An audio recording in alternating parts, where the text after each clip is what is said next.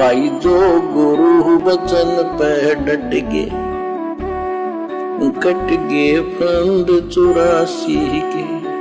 ये मन बकवाद की तरफ अवश्य चलता है।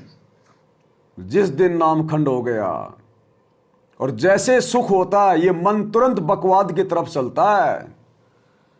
अब गुरुजी के परिवार को सुखी कर दिया संगत ने, धन दे दे के, ज्योति पाठ का पैसा दे दे के, शरीर से सहयोग कर करके, और गुरुजी का परिवार चल पड़ा बकवादों की तरफ, कोऑर्डिनेटर चल पड़े बकवादों की तरफ।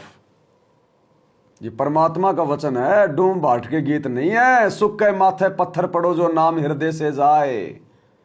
अगर ज्ञान है नहीं पूरा और सुख हो गया तो नाम से दूर होंगे होंगे। नाम से दूर होने का मतलब मर्यादा तोड़ दी, हो गए नाम से दूर। जप लो तुम कितना ही नाम, परहेज तोड़ के कितनी दवा खा लो, ठीक हो जाओगे? नहीं होगे। तो भगवान कह रहे हैं सुख होते ही सबसे पहले काल का दाव लगता है, बकवाद सूझती हैं। और ये जितने भी कुक्रम जो आपको बार बार गिनाए जा रहे हैं, ये बकवादे हैं, बकवादें जो गुरुजी के परिवार ने लाखों की संगत से बकवादें करवा दी हैं। बाहर हो गए, लेकिन जिस दिन नामखंड हो गया, क्योंकि जब सुख हो जाता है ये मन बकवाद की तरफ अवश्य चलता है और गफलत कराता है। नाम सबसे पहले नामखंड करवा के फिर चोट मरवाता है। सबसे पहले क्या करता है काल? नाम खंड करवाएगा मर्यादा तोड़वा के। और यही किया काल ने, और यही कर रहा है। अब भी बाज नहीं आ रही अपनी हरकतों से, और ना संगत सोच रही है ना समझ रही है। तो सोचिए काल का कितना जबरदस्त पैरा है संगत पे, कितना जबरदस्त। बकवाद की तरफ अवश्य चलता है और गफलत कराता है। नाम सबसे पहले नाम खड़ करवा के फिर चोट मरवाता है। ये ध्यान रखना है। नाम सुमर ले शुक्र कर ले, कौन जाने कल की, खबर नहीं पल की। ये बात काटेगी है। भक्ति कर, अच्छे कर्म कर, कल का क्या भरोसा? एक पल की भरोसा नहीं। आप देखो माचे माचे फिरे थे, हमने देखे, ऐसे मारे गए, उनको पानी भी पियाने वाला कोई नहीं मिला, एक्सीडेंट में मरे। ऐसे बातें मुड़ा करते, बड़ी बड़ी बड़ी डींग मारा करते थे, हमने देखे कई लोग ऐसे। और उसके बाद जब नाम मार्ग पर हम लगे, भक्ति का ज्ञान हुआ, इस यथार्थ भक्ति ज्ञान पर, वो बातें सारी याद आने लगी। हे भगवान क्या भक्ति, हे परमात्मा, प्रति जुल्म हो गया था।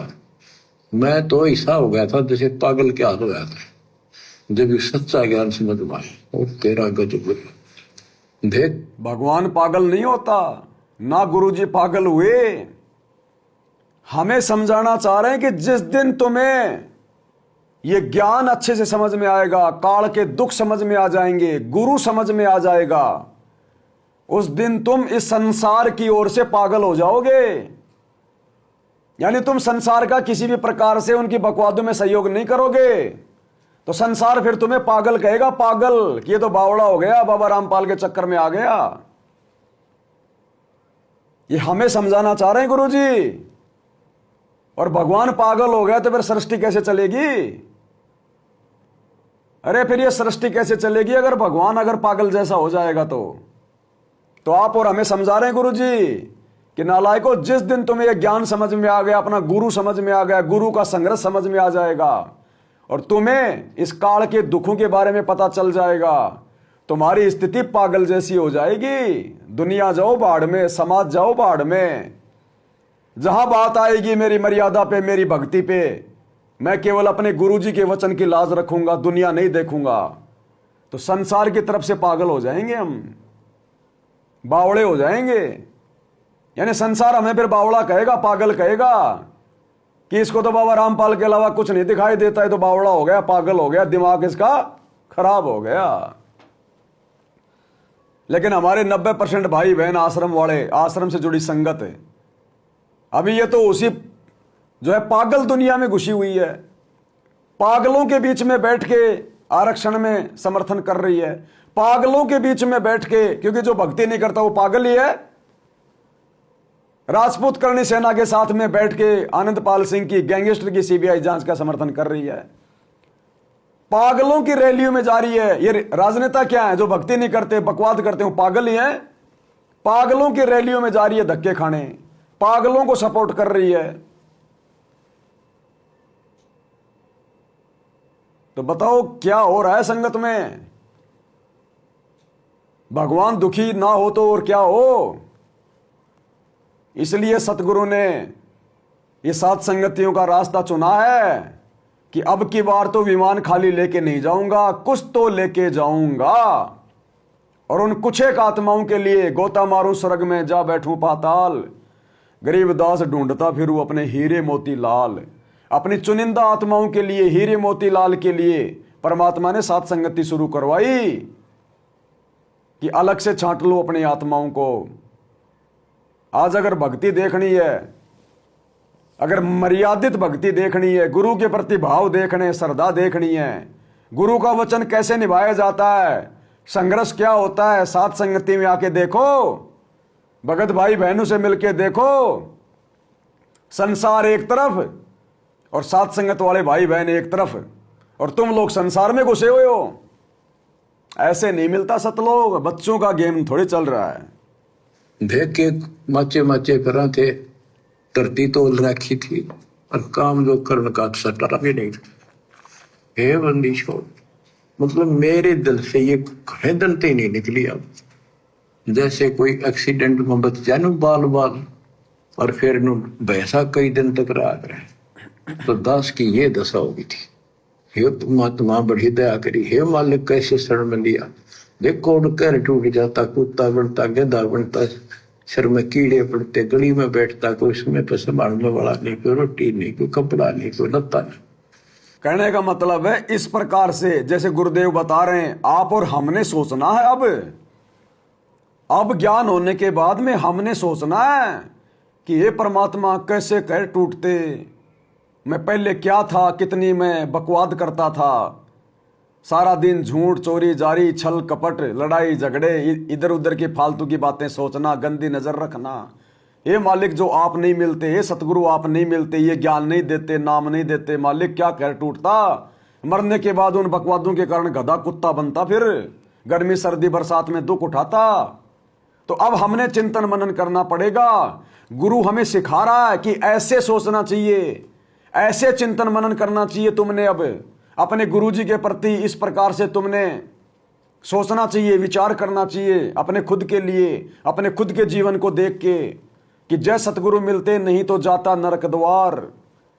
तो गुरु ये सारी बातें अपने ऊपर लेके आप और हमें जगा रहा है, आप और हमें भक्ति सिखा रहा है कि जब अपने गुरुजी के चरणों की सेवा करो, एकांत में बैठो, तो इस प्रकार से चिंतन मनन किया करो, गुरुजी का धन्यवाद किया करो। बच्चों, जब तक ये भय नहीं थे आपके शरीर में होगा, आप भक्ति नहीं कर सकते, मुक्ति नहीं पा सकते। भय बिन भक्ति नहीं होगी। और भय भी, और अगर भय होता तो भाई साहब स्टेडियम नहीं बना पाते गुरुजी के परिवार वाले। अगर भय होता तो खाली आश्रम नहीं बनाने में लगे रहते। अगर भय होता तो 2 कोटी के राजनेताओं की रैलियों में ना खुद जाते, ना संगत को लेके जाते। अगर भय होता तो समाज से भाईचारा निभाने के लिए जाटों का भवन नहीं बनवाते 1 करोड़ रुपए का। अगर भय होता तो अयोध्या में जाके अनुपासकों के लिए भंडारा नहीं लगाते। वो तो सहयोग हो गया। वो तो रामचंद्र जी के दर्शन करने आ रहे थे और तुमने भंडारा लगाया उनके लिए, तुमने तो सहयोग कर दिया। अरे जैसे बाबा श्याम जी के लिए ये पैदल यात्री जाते हैं और तुम उनके लिए भंडारा लगा दो तो सहयोग हो गया ना। तो इसी प्रकार वो रामचंद्र जी के लिए आ रहे थे, तुमने वहां भंडारा लगा दिया, हो गया सहयोग। गुरु को तजे भजे जो आना, ता पशुओं को फोकट गया ना। 100 वर्ष सतगुरु की पूजा, एक दिन अनुपासी, वो अपराधी आत्मा पड़े काल की फांसी। भाई और बहनों, मौका केवल सत्सेवकों के पास में है, बाकी सब अपनी विकेट गंवा चुके हैं, सब अपनी विकेट गंवा चुके हैं। बड़े बड़े भगत पाताल में जा चुके हैं।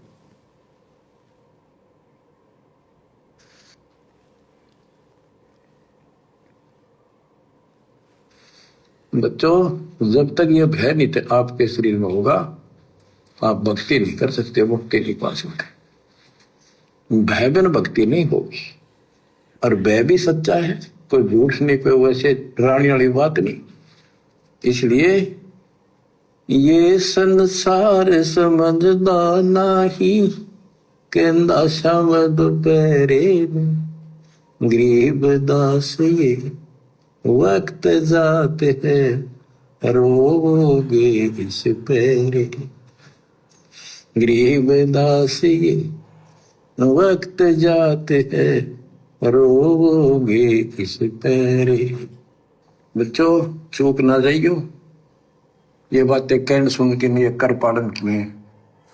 ये संसार समझदा नहीं, कहंदा शाम दोपहरे नो गरीब दासी वक्त जाते रोग इस पैरे।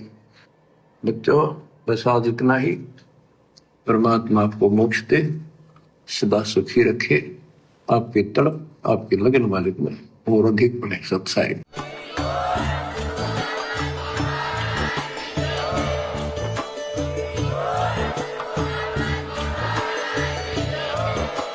भाई जो गुरु बचन पे डट गे, कट गे फंद 84 के, कट गे फंद 84 के, कट गे फंद 84 के। जो गुरु बचन पे डट गे, कट गे फंद 84 के, कट गे फंद 84 के, कट गे फंद 84 के।